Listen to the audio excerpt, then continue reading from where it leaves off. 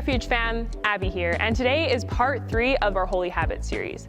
Over the past 3 weeks, we've taken a look at some specific spiritual disciplines and seen how they can help us develop and strengthen our relationship with God.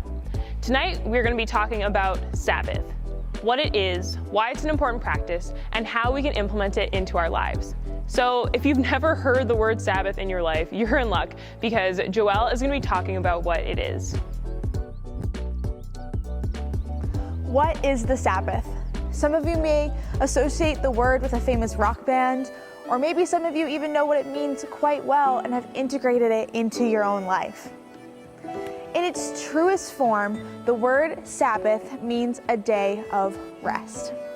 But why do we even need to talk about rest? You think by now we would already know how to rest and what it is. I'm sure some of you even love to sleep in. God has made a specific purpose for rest, and He shares that purpose with us in the Bible. So, in order to discover what Sabbath, or a day of rest, means, let's dive into its very first occurrence in the Bible. Genesis 2, verses 2 and 3 is where we see the first mention of the concept of the Sabbath. God, the Creator, had just finished all of the creation work He'd been doing, and that's when He rested. You guessed it. In the original Hebrew language, the word for rested is Shabbat, and it means to stop working. And that's exactly what God did. Not because He was tired or worn out, for creating the world didn't take a toll on God, but He simply rested because the work that He'd just done for the previous 6 days was complete. He took time to admire it and express gratitude over what He just made.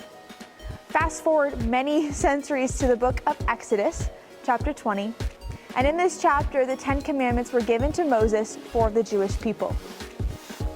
You have probably heard of the most famous 10 Commandments before, like, don't kill your neighbor, do not worship idols, honor your mother and father, and the list can go on and on. But taking a Sabbath day of rest was also on this list of commandments. Who knew?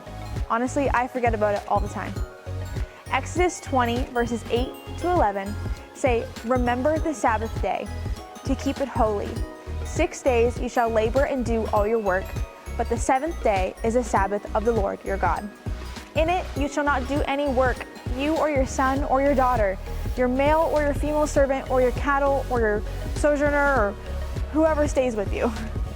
For in 6 days the Lord made the heavens and the earth, the sea, and all that is in them, and rested on the 7th day.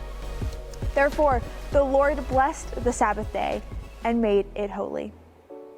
To honor the Sabbath means to keep it holy, and to be holy literally means to be set apart. God designed the Sabbath to be a day set apart from the activities that we do on every other day of the week. Rest can look different for everyone. It looks different for me, then it looks different for you. Some people may enjoy doing absolutely nothing and laying in their bed. Others might choose to take up a relaxing hobby on their day of Sabbath, maybe painting, knitting, up to you. Sabbath was designed by God for us to be able to set one day of our long week apart from the business of our other days to rest and recharge for the work that is ahead. Maybe you don't need as much physical rest, but mentally and emotionally you could use a break. Then make the choice to unplug from anything that causes you to stay connected to what has drained you for those long 6 days of the week. Whatever is restful for you, then that's how you should spend your time on your Sabbath.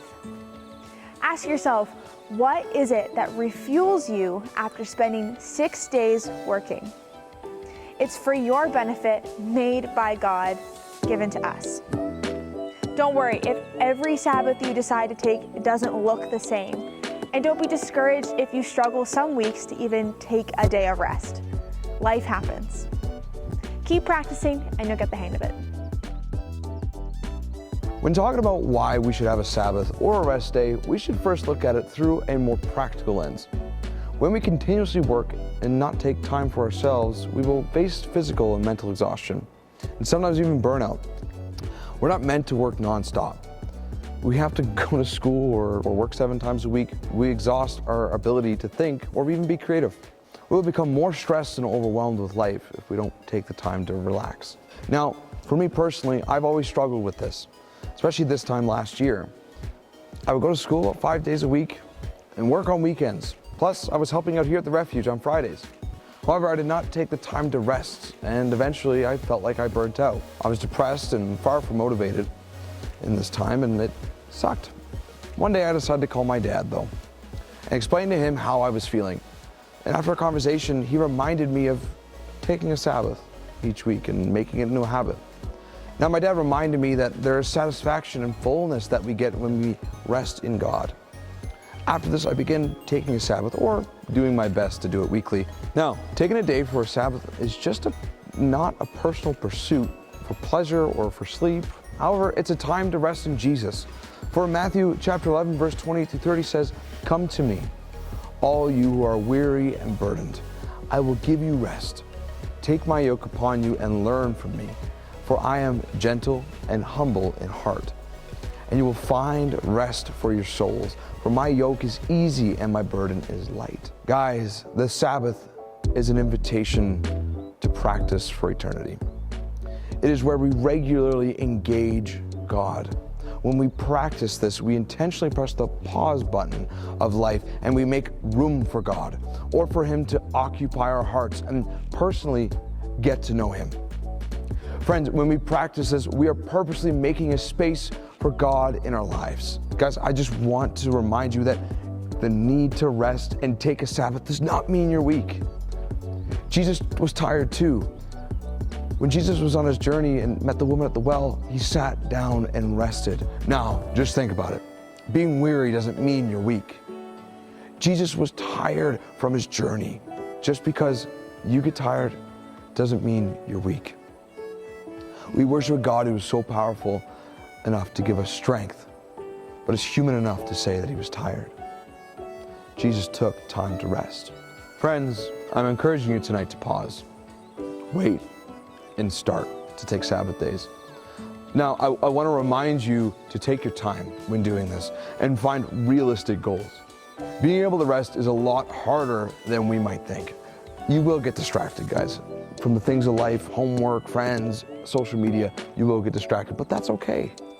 Sabbaths might look a little different for each of us. It might just mean avoiding checking our social media and using the time when we usually would check our social media to read the Bible. For those who work full-time or go to school and have homework to do, this might mean making different hours throughout the week to dedicate for rest.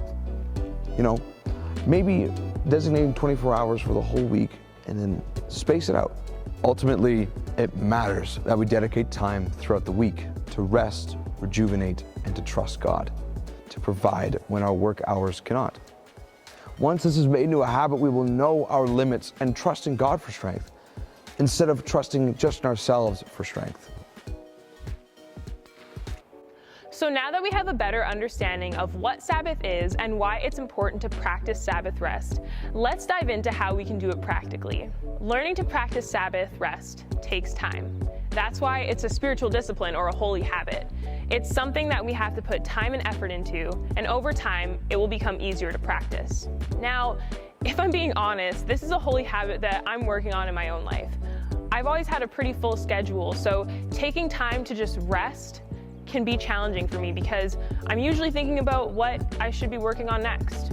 While it can seem like quite a sacrifice to spend a whole day resting, what I have noticed is that when I have taken Sabbath seriously in my life, it's that I feel well rested and fulfilled through the time that I spent with God. So my first tip for practicing Sabbath is marking out a time in your weekly calendar that you'll set aside to rest and worship.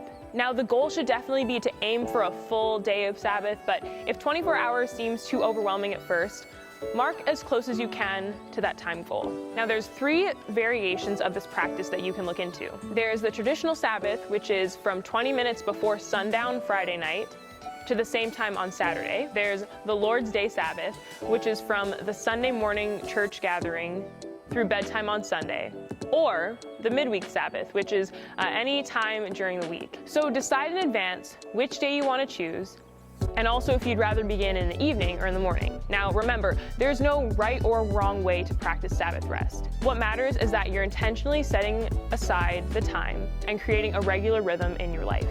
Another step that can help you implement Sabbath rest in your life is by picking a ritual to clearly begin and end your Sabbath. Much of the Sabbath is about rhythms and practices that set aside the day as being holy. So starting and ending with a marked ritual can help you settle into rest and help you re-enter the week feeling rejuvenated. So some of the ideas for these marked moments could be praying that the Holy Spirit would come and give your home light, joy, peace, love, and rest, and that the Spirit would guide you during your time of rest. Reading a psalm, singing a worship song, sharing a meal with your friends or family, whether in person or over Zoom, or lighting candles to symbolize the commands in the books of Exodus and Deuteronomy that are to remember and observe the Sabbath. To end your Sabbath, you could take a walk around your neighborhood or a nearby park. You could, again, read a psalm, share a meal with friends or family, or spend time alone or with your family in prayer. And those are just a few ideas. We'll have more up on our website that you can check out after this video. So now let's dive into the actual time of Sabbath, where we aim to spend an entire day in rest and worship. We want to fill our Sabbath with activities that are life-giving for our souls. We want to go beyond the idea of recreation and move towards restoration. We want to transition from entertainment, things like social media, shopping, TV, to activities that connect us to Jesus and gives us the rest that He wants us to have. Some of the traditional Sabbath activities that could be really beneficial to you as a youth could include singing, eating a meal, walking, napping, I like that one, reading, spending time with God alone, spending time with friends or family, having gratitude, and worshiping with your community. And in case you didn't know, we actually have a worship service here at Life Church on Sundays at 10 a.m. It's online right now, but we'll actually be reopening for our in-person gatherings on February 7th, and we'd love to see you whether it's virtually or in person. It's also important to remember that this is not a to-do list. You know, there's no to-dos when it comes to Sabbath. This is simply a list of activities that many people find to be restful and restorative. So that means that you can adapt these activities to your personality, preferences, or however you find that you best connect with God. You can take some time in nature, take your dog out to the dog park, or go for a skate with your family. Just take the day to relax and to be in God's presence. Thanks for joining us again, Refuge family. We hope that this Holy Habits series has helped you understand the importance of spiritual disciplines and has shown you how you can start practicing them in your own life. If you ever missed a message or want to rewatch one, you can find them on our website, welcometolife.church/lifeyouthonline. We also have a ton of extra resources about each habit we talked about, like videos, blog posts, and printable exercises that we'll leave up for you to access anytime, whenever you want. Now, the night isn't over yet, so head over to Zoom for collectives. All right, peace guys, love you all, take care.